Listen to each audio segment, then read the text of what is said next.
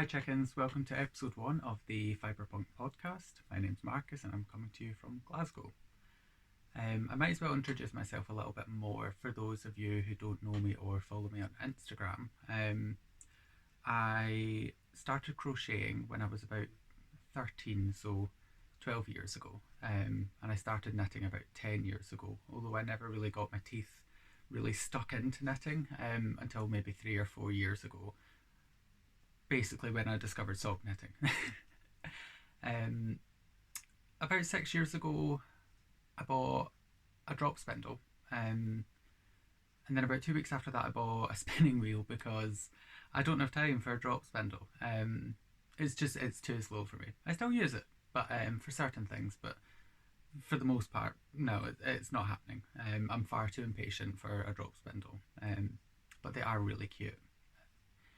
I started dyeing yarn about 4 years ago, just for myself because I enjoyed it, and because I was spinning yarn. I was mostly buying undyed fibres. So then after they were spun, I would like to dye them up to give them a bit of colour, or black, as the case tended to be quite a lot. But yeah, and then I eventually started buying like commercially spun yarn and dyeing that up for myself. And then I was encouraged by a local yarn shop owner to sell. So I did. About 4 months ago, I opened up an Etsy shop for my hand dyed yarn, and I'm enjoying the process. I definitely am. So I might as well just get stuck into recently finished objects. My first one up, because this one is closest, is a hat that I done. This was knit in Wendy Traditional, which is Aran weight, and it's not like a luxury yarn. It's just 100% wool, I think. But I like it. It does have some detailing to it, but it does get lost in the yarn quite a bit. But it is just like a kind of simple geometric patterns. I'm not mad that it got lost. It wasn't like a incredibly intricate pattern. I just wanted something to stop it being a completely flat, boring hat. I just wanted something for a bit of interest. But I enjoyed working on it. I really do like more woolly wools. I like the feeling of it. Although it did definitely soften up a lot after washing it. And the water was like jet black. So I don't know if I know that there is certain yarns that has like an oil in it, not the lanolin, but like a separate oil that when you wash it, it softens up, and that's what the like inky black water is from. Is actually the oil that's applied to the wool or the yarn. I'm not too sure about that. I don't know if this does have it, but the water was pretty black to the point that I don't think it was just like any grease that was left over in the wool. Yeah, one hat. This is a shawl that I made. I actually cast it off well over a month ago, but I really, really, really, really, really hate blocking. It's just, I hate the process of it, and I never really do it very well, as you can see. But this shawl, it was one of my first dyeing experiments from years ago. I dyed up two skeins, and I just didn't love them, and I never really knew what to do with them. So I decided I didn't hate them together, and they were dyed kind of similarly. So I thought I'll just stick them in a shawl and get rid of them. And once I started knitting the two together, I actually really, really enjoyed the colours. I didn't like by themselves. I just thought they were a bit flat and boring, but together I really actually enjoyed them. I didn't follow a pattern for this. I just kind of done your basic asymmetric shawl where you're increasing on one row and increasing and decreasing on the next row, just to give it this shape. Basically all I was doing was just knitting and garter stitch until I got bored. And then I would like change colour and add different stitch patterns. So I think that's basket weave. Um, then just changing colours, another row of basket weave, some blackberry stitch I think, and then a little travelling stitch zigzag kind of pattern which didn't really look too great, but I'm not mad about it. And then ended off in some brioche because everyone needs some brioche in their life. Um, but yeah, the blocking didn't really come out great, but it looks fine on, so I don't know if I will reblock it. Like, it doesn't sit funny when it's on. Also, I think the fact that I never done like a I-cord around the edges or crocheted around the edges, I think that might be part of it as well. And I still haven't decided if I want to um, finish it off around the edges because I've cast off mentally. I'm finished with it. I don't really want to go back to it. And like, I don't think it looks like it desperately needs it. I don't know. I still haven't made my mind up. But that's all my recently finished objects. That that shawl kind of took up a lot longer than it should have. I think that took me like a month, which is just unnecessary. So what I'm working on just now, actually, I'm really excited by. It's in my bag by Managori Creations that I got at Perth Festival of Yarn.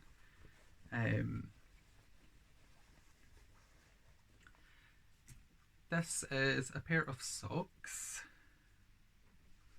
There it is. And I am just obsessed. I'm absolutely obsessed.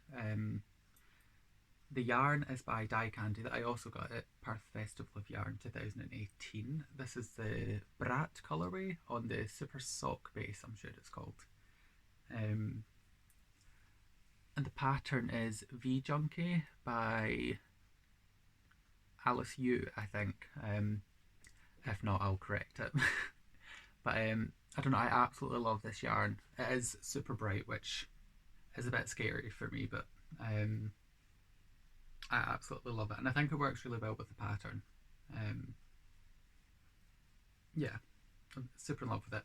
But this yarn, it's just it's a superwash merino and nylon, but it just feels so soft. It is so soft. It is an absolutely lovely yarn.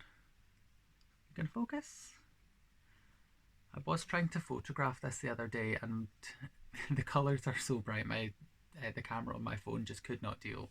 So I don't think it's going to want to deal today either. No, she's not for having it. But that's fine. But yeah, I've absolutely flown through this pattern for me. I am quite a slow knitter. And it's not so much that when I'm knitting it's slow, it's just that I like to take breaks like every row. I feel like, okay, I'll put this down and do something else for 5 minutes and then go back to it. But yeah, it's a really addictive pattern, and because you've got these kind of small goals, I think it's a 7 row repeat, so it's not, because it is quite a small repeat, you just kind of want to keep going to the next bit. And then because you finished it, you just want to start the next bit. So it is pretty addictive. I think I'm about ready to start the heels. I haven't decided how I'm going to do the heel. I do normally go for the fish lips kiss heel, but the pattern does give instructions for a different kind of heel, but I don't know if I want to do that. We'll just have to wait and see. I am absolutely loving it.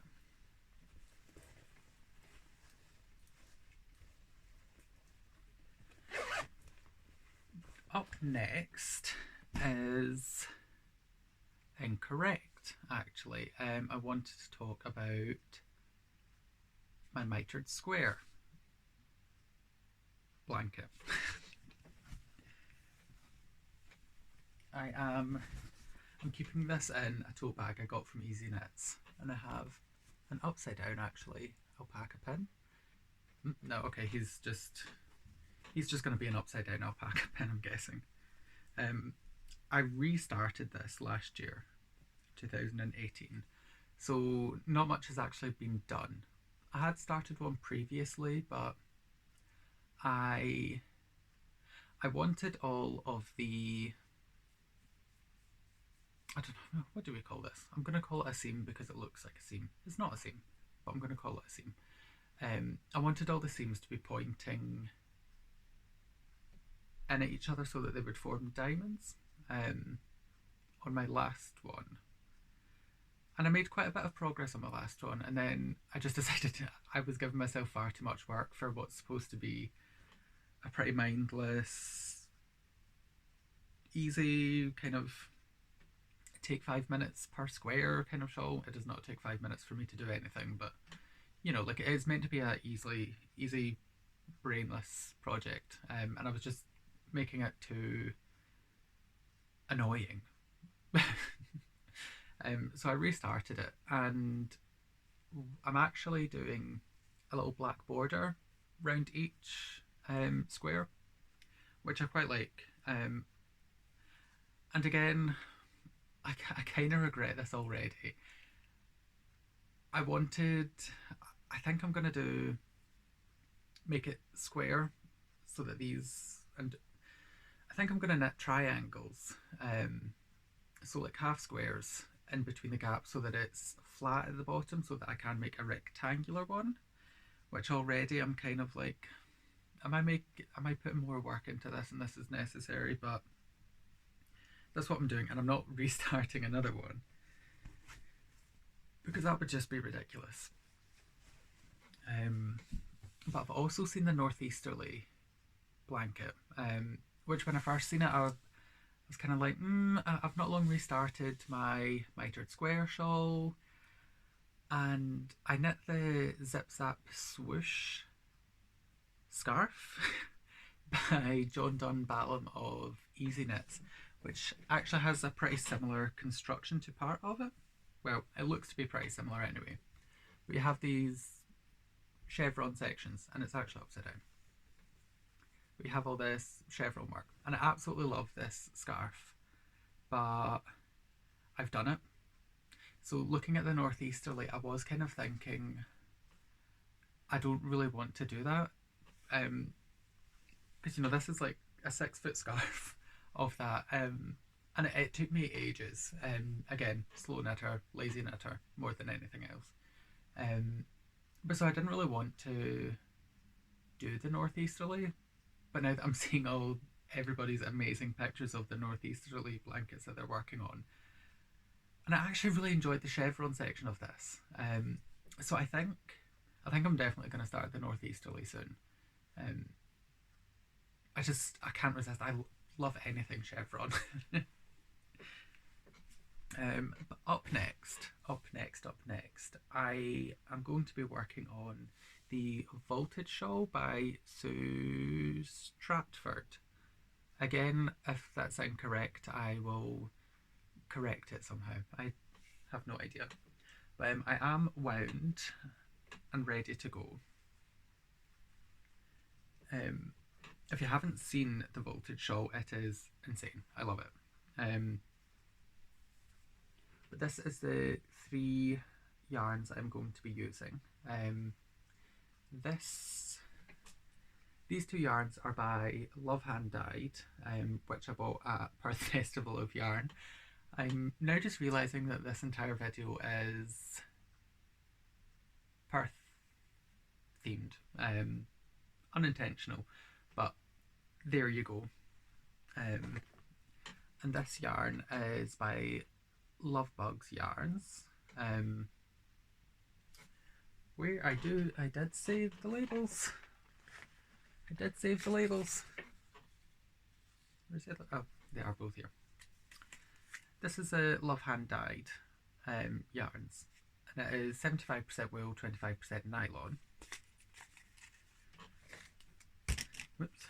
And this is Love Bugs yarn, and this is their Sparkle Sock base, which is 75% superwash merino, 20% nylon, and 5% silver stellina. And this colour is the Night's Watch, and it is insane. I was, oops, I was a little bit worried about how wearable it would be for me if it's sparkly. But I mean, like the main body of the pattern will be knit in this, which is seriously bright. So why am I worrying about a little bit of sparkle? Sparkle never hurt anyone. But I'm so excited. I'm wound, ready to go, and I think that'll be a job for tomorrow. Um, but so the reason everything is Perth themed is last year I was co-hosting a D-Stash Cal with Kirsty of Grenade Creations, a fellow Scot and podcaster. Um, so we started that on the 1st of July, maybe June. I did get it wrong when I posted Instagram things when we were starting it. I feel like it was July, but it might have been June. And Perth was in September. So when I was at Perth, I was already in D-Stash mode. So what I done with everything that I bought at Perth was I put it in a box and I put it away and said, you're not touching that until the 1st of January. And that's been and gone. So I'm really, really, really enjoying all these yarns. And I think I appreciate them a bit more because I knew I had them and I wasn't letting myself use them until I cleared out some of the masses of sock yarn that I have been hoarding since I learned to knit socks.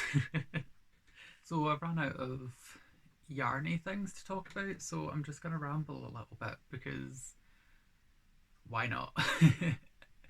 I've actually been recording podcasts for 3 years, and I've been deleting every single one. This is the furthest I've ever got. So hopefully, I actually post this.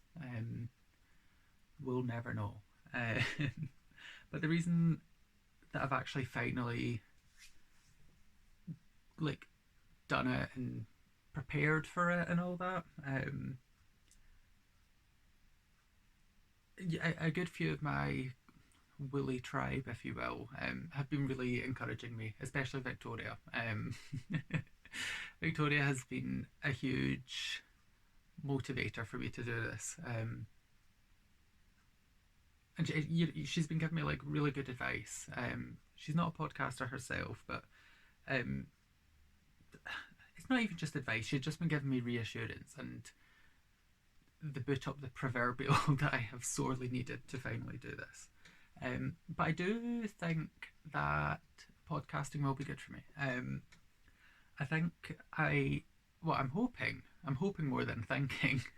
Um, I'm hoping it'll be a motivator for me to be a bit more productive with my knitting, because I'm not going to want to podcast if I don't really have anything to show. And so I think being able to film something will give me motivation to get more things done, as opposed to kind of spending a month knitting a relatively small shawl, which wasn't really exciting anyway. um, but yeah, I hope you've enjoyed watching today, and I hope I actually upload it. We'll see. We'll see how that goes. I am definitely going to need to learn how to edit because there is large segments so far of me just kind of staring at the camera looking for help and assistance. But yeah, I am on Instagram as Fibrepunk.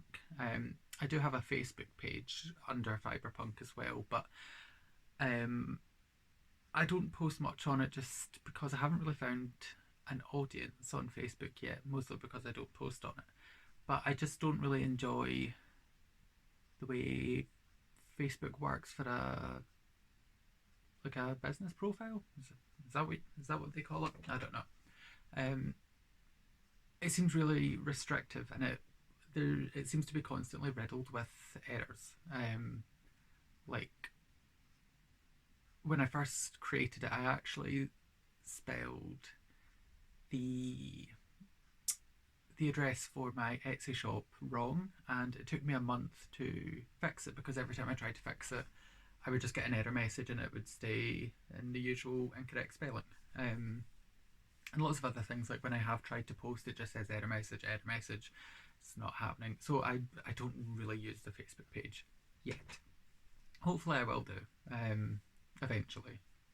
But I am also on Ravelry as Marcus Kimura, one word, no underscore, same as Fibrepunk.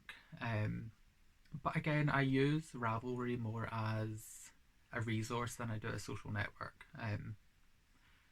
But I have been saying for years that I need to, well, that I want to use it socially, but it hasn't actually happened yet. Um, so yeah, hopefully this gets posted, and hopefully you enjoy it, and hopefully I shall see you again soon. Thank you.